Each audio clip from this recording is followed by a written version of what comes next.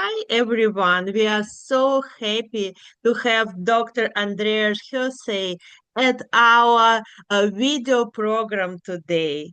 This is essential reading by our wonderful editor, Dr. Simona Sacco. And I wanted to ask, please tell us a little bit about yourself and background. Yeah, so thank you for having me on your show. So my name is Andreas Husøy, and I'm from Norway, where I'm working currently as a resident in neurology. Not yet a specialist, but hopefully soon. And I'm also working as a part-time postdoc fellow at Norhead and NTNU, where I primarily do research on headache and epidemiology. And yeah, I started during medical school to do some research, and then finished my PhD straight after I graduated from medical school. And since then, I've been involved in some headache research, both some clinical projects, but mainly epidemiology. And for the last couple of years, I worked closely with Institute for Health Metric and Evaluations, who are responsible for this global burden of disease study. That's been a very fruitful collaboration, I think, and very important work, which I'm proud to be part of.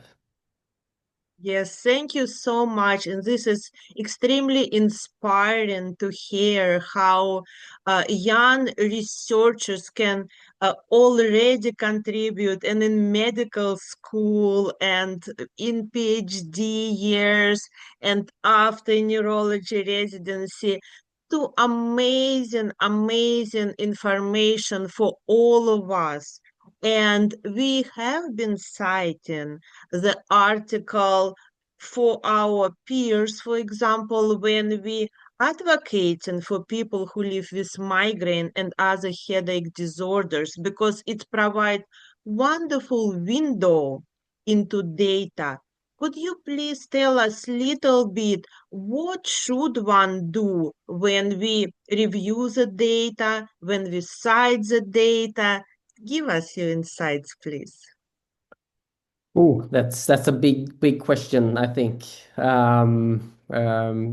Are you now thinking when we read the article ourselves as a reader, or are you thinking more like a peer review in the process of reviewing a paper before it's published? Maybe we can start when we reading the article, how should we analyze it, and then what should we do when we are reviewers? So actually, both would be great. Yeah, okay, both would be great. Well, I think well, maybe it's easiest to start when you're peer reviewing a paper. Then I think it's obviously best if you have some knowledge beforehand on the field of the paper that you are reviewing. That's the best. I often like, if it's not my kind of main area of expertise, then I like to read up on some of the latest published papers in that field, in that specific subfield of headache, for instance, to kind of get an idea of where the field is and how far the medicine has progressed. And then obviously the methodology is important, I think, when you peer review a paper. Try to understand what has been done and if it's documented in a way that makes it possible for others to redo the study and the experiment. I think that is very important for any paper.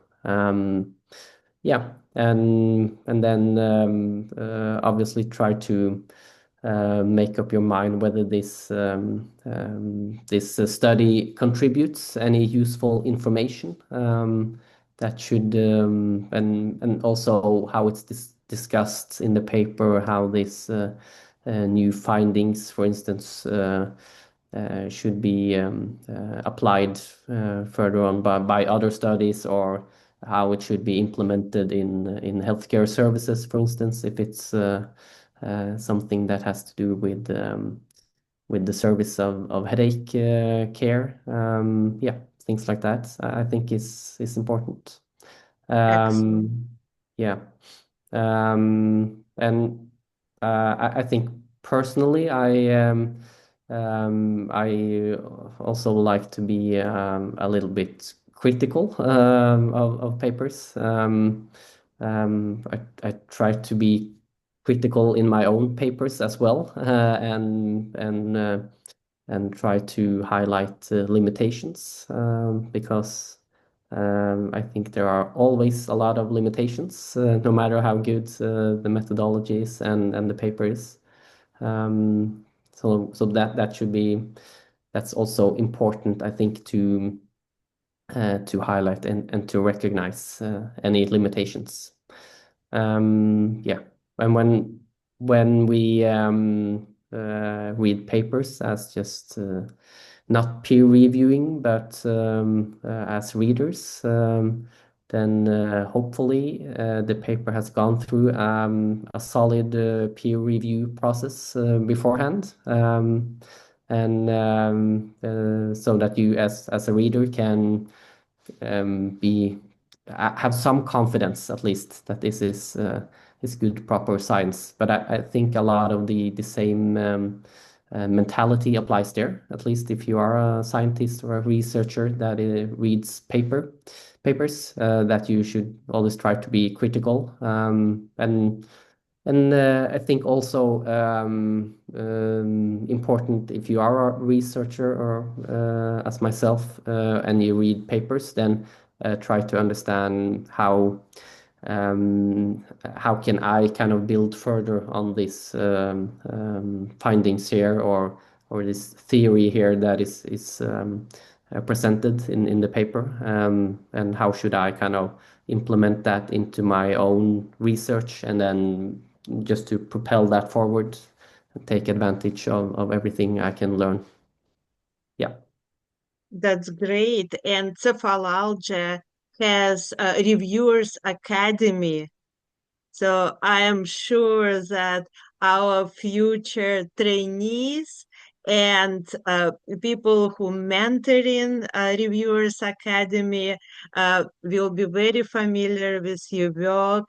And I hope that a lot of our listeners and viewers will be taking a look at your wonderful work and editorial. Thank you so much for being here. We really appreciate your time and your amazing research. Thank you very much.